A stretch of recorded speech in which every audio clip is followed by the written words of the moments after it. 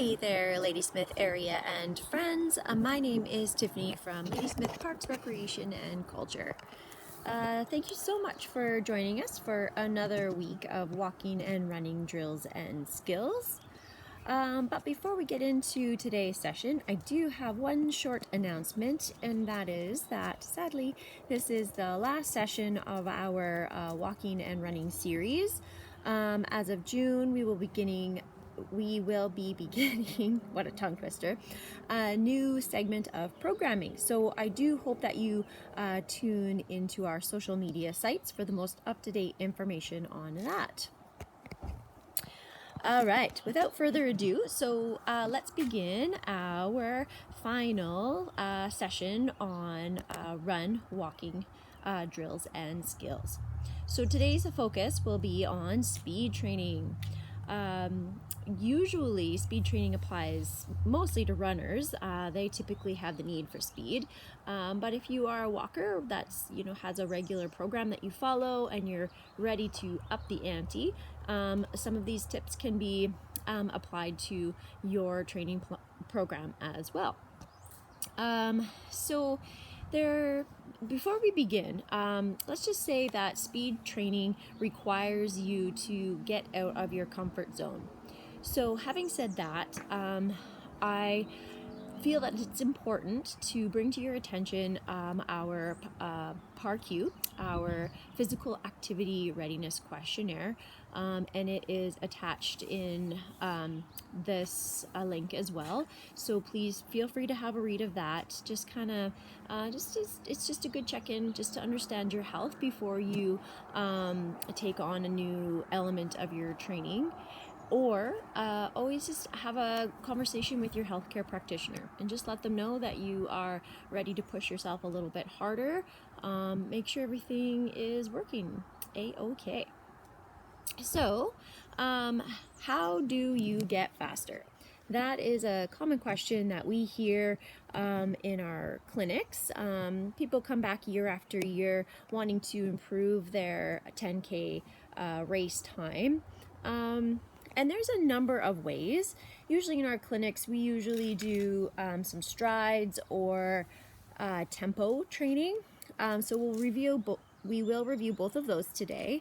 But there's other elements such as intervals, fartleks, which is a Swedish term for speed play, and that one is one of my favorite. It's a little bit more unstructured, where you can pick and choose your starting point from where you're going to run, and you're going to pick another point for when you're going to slow down and take a little bit of recovery. And with that unstructured type of play, you can do that anywhere. You could do that on a trail, you can do that on a road, you can do that on a track, anywhere you like. So basically it's, for example, finding a tree, starting to pick up your pace from there, and then maybe you see a beautiful lilac bush that you're going to slow down to, just so that you can slow down and smell that beautiful tree. And then you're going to pick it up to another point, and you can just kind of play around that way. Maybe you pick it up to a stop sign and then you slow down again for an undetermined amount of time. Basically, you are in control with that one, and you can make it really fun. Intervals are another type of speed training. Those are a little bit more structured, where you are following usually a timer. So whether that is your watch or a treadmill, or maybe it is actually at a track where you're doing 50-meter or 100-meter dashes. But the point of intervals is that they are really short, intense bursts of speed. So those ones tend to be really uncomfortable for a short period of time. And you can do as many as those as you like, just depending on your abilities and where you are at in your specific run training. What else? We have our tempos. Tempos are really, really great. They're one of my favorites too, but they're kind of like an Oreo cookie. So you have your beginning and end, the cookie, the brown part, where you are doing your warm-up and your cool down, and then you have the icing in the middle, and that's the most flavorful. That's where it's at right there, because you want to actually challenge yourself to run, at a minimum of maybe 5 minutes, 10 minutes, 20 minutes, just depending on what your abilities are. And this is not maximal effort. This is at a comfortably challenging pace. So you won't be able to have a conversation if you had a running buddy. You wouldn't be able to sing out loud to the music pumping in your ears. You would definitely be feeling your heart rate. You'd be like, nice weather we've got today. Hey, look at these beautiful pink flowers. So as where your comfortable pace, you'd be like, wow, what a great day. Look at those beautiful pink flowers. And your breathing rate would be controlled. So that's the difference between your comfort zone and that tempo zone. So we've talked about fartleks, intervals, and tempo. Strides is another one. Strides is something we usually either warm up to or cool down to. Strides are, they're basically accelerations. So you don't actually hit your maximal all-out effort in strides either. You can do anywhere from 3 to 5 to 10, just depending on where you're at. But again, they're just more like accelerations, and they're usually between 50 and 100 meters. Don't usually go beyond that. Some people may, but if you're just doing the strides for that, just to kind of get that gait going and kind of feel out that faster pace, then yeah, you would just stick to the shorter distance for that. And again, there's always hills as well. We've discussed hills in our sessions already, the technique for up and down. But hills always, they're a great element to add. If you're already confident with your hill training, you can always add some speed work to your hills as well. That's really good for building power. And then on top of all of that, it's always nice to incorporate some other elements into the speed training, such as plyometrics, box jumps, skipping. Those are always good to for your reactive fast twitch muscles. So those are good as well, and those are usually interval based. So you are pushing your heart rate up, and then you have a little bit of recovery time as well. Core training, strength training, those are always great supplements to speed training, and as well cross training. That's always good too. If you're a biker, you can always add elements of speed play in your cross training, whether it's on an elliptical, a stepper, a bike, whatever that looks like for you. So how fast should you go is another common question. Well, every individual is different. It depends on what your goals are. Are you training for a 5K, a 10K? You're just curious about dabbling in this. You want to improve your half marathon pace, or you don't want to race at all. You just want to develop your running @abilities. So everybody is different. If you want to have a one-on-one conversation with that, feel free to email me at twong@ladysmith.ca. Be happy to give you some advice, some further advice if you have specific goals on that. But basically, if you are going too slow, you are going to miss out on the adaptation required to meet your speed goals.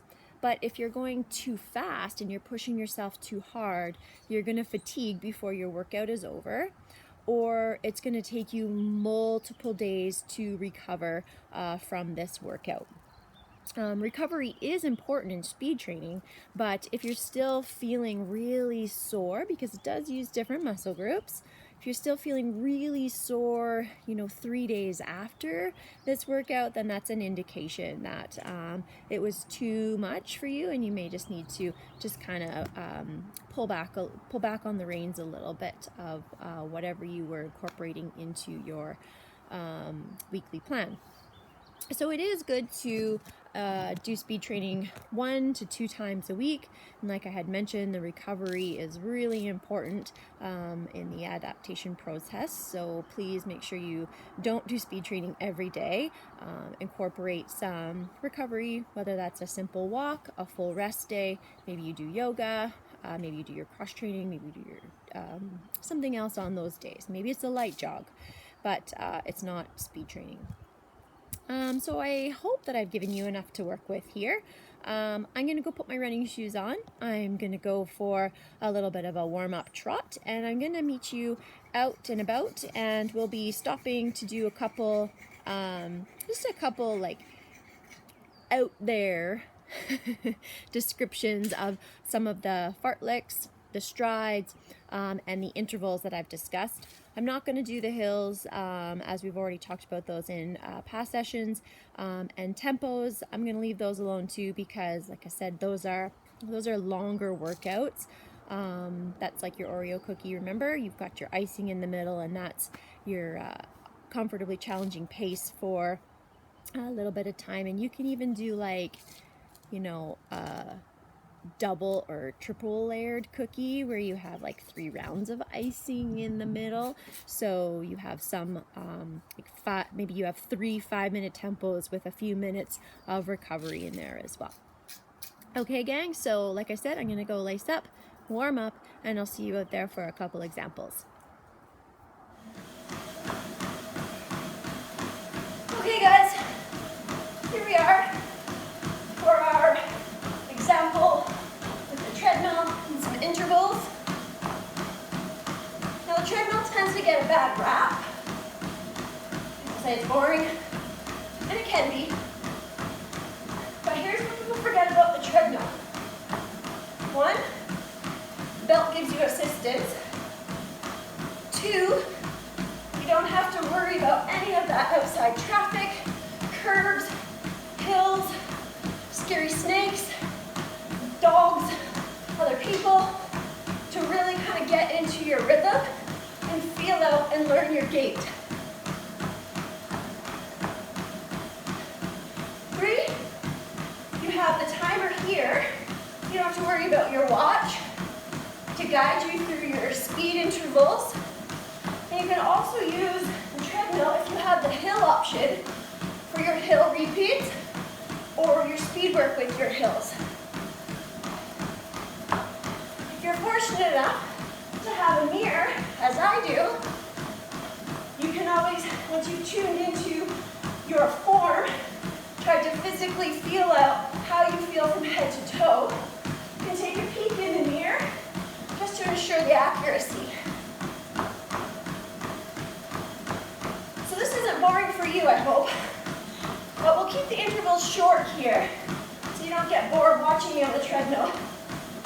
So I'm just going to do 20 seconds, quick, and then a short recovery, and I'll do a second one. And hopefully you'll be able to see how my gait changes. All right, I'm going to go in 5, 4, 3, 2,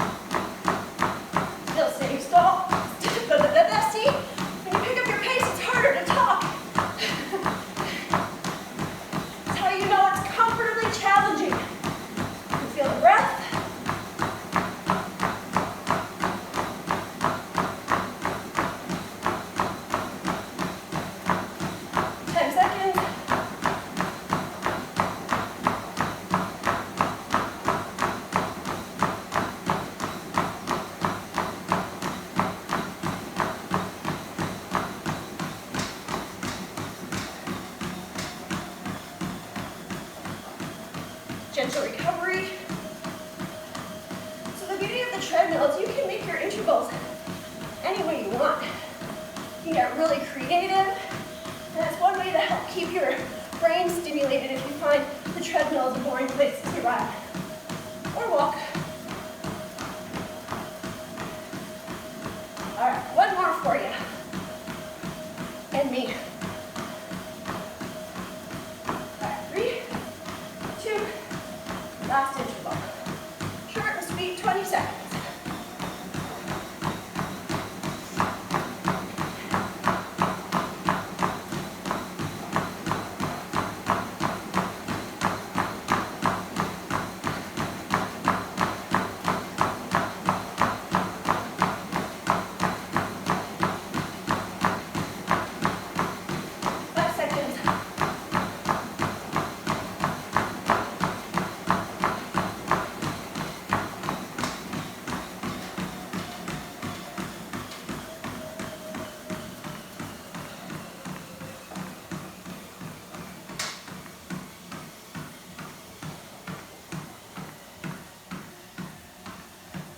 Plus, you can get a solid run or walk training workout in with not very much time. Break your sweat pretty quick.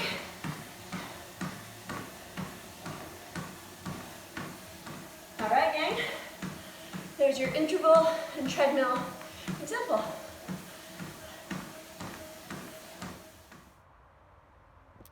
Okay, here we are for another one of our examples of speed training.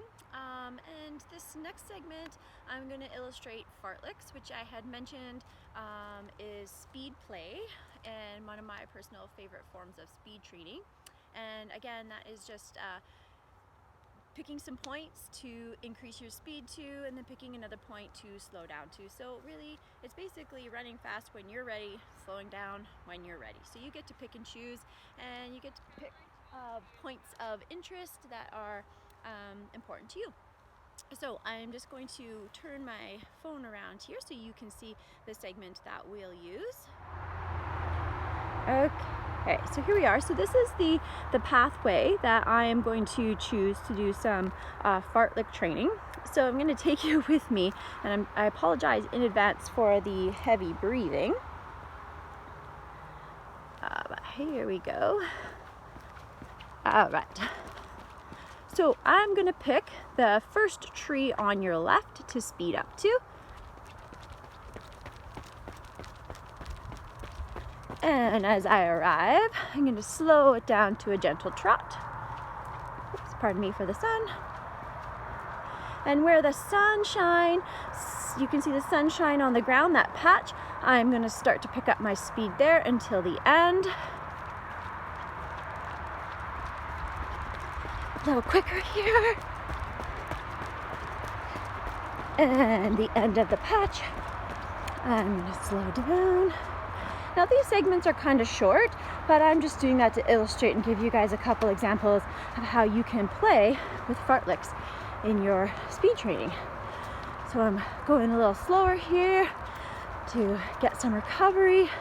And this next tree trunk here on your left, I'm going to pick it up until that last patch of sunlight. Okay, here we go. Again, I apologize for my breathing.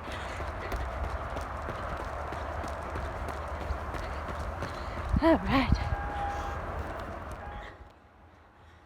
Okay, so that was just really short and sweet. A couple points on how to play with speed for speed training. Sorry, the sunlight is really bad there, so I'll walk backwards. So I'm just gonna turn my phone off for a moment here, and then I'll catch you on our next example. Okay guys, here we are for another one of our examples. We're going to use this space behind here, which is approximately 50 meters for our strides. You can do this anywhere. You could do this on flat is usually better for strides. You can do hill strides, of course, but they're just short accelerations. So you could do this on the road, on a trail, on a track, The track is great because you know exactly what 50 meters is, 100, 200, and 400, so you can go ahead and play with those as well. So for us here, a stride is simply an acceleration. So you aren't reaching your maximum speed, but you are slowly accelerating into about 80% of your effort. And you could do as many repeats of these as you want. For the sake of the demonstration, I'll just do 2. Okay, so I'm going to send Todd into the middle of this 50-meter span, so you can just kind of see how you start and gradually pick up into the stride.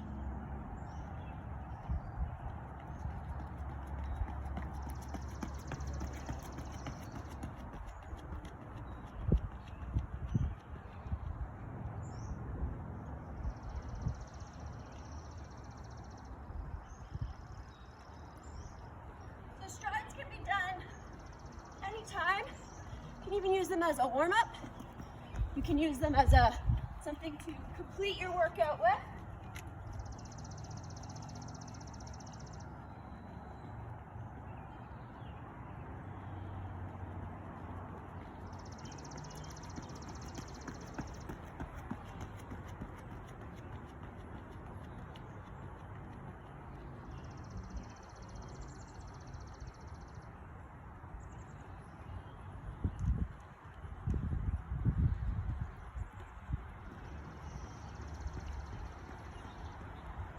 So that's 2 I did. Typically you would do more. But yeah, you could do strides at the beginning as a warm-up, just a few. You could do a couple in the middle of your workout, just to kind of break up the monotony a little bit. And again, if you're just wanting to incorporate some speed play, or at the end, when you have gone out for your run, feeling a little bit fatigued, you just want to give yourself that extra little push to finish off. Okay, thanks. There's your strides. Okay, walking and running buddies, that is a wrap. So I really hope that you were able to get some pointers out of today's session. We did a quick demonstration on intervals, some tips for the treadmill, strides, and fartlecs, and we had a short little review of hills and a little chat on tempo training. So I hope throughout the past 8 weeks you've been able to learn something, or you've picked up a couple tips to help supplement your training or enhance your training in any way. Please don't be afraid to reach out, twong@ladysmith.ca. I'm happy to answer questions, give you some advice on reaching your personal goals. And hopefully the next time that we do these running and walking drills and skills, I'm actually giving you like a real high five instead of this virtual high five, and congratulating you on jobs well done.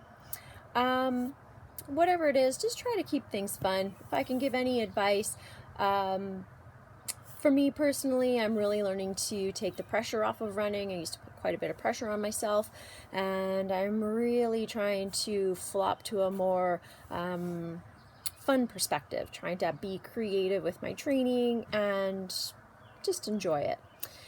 So my tips, I hope, are more for the general walker and runner, and I hope that you've been able to get something out of that. If you are looking for some more elite type training, probably not the one to go to, but I can hopefully steer you in the right way, or maybe I do have some advice to offer. But anyways, regardless, I hope you've had fun, you've learned something, and you continue on with your goals. So I'll see you soon, I hope. Stay happy, stay healthy, and #isolation recreation. See you soon.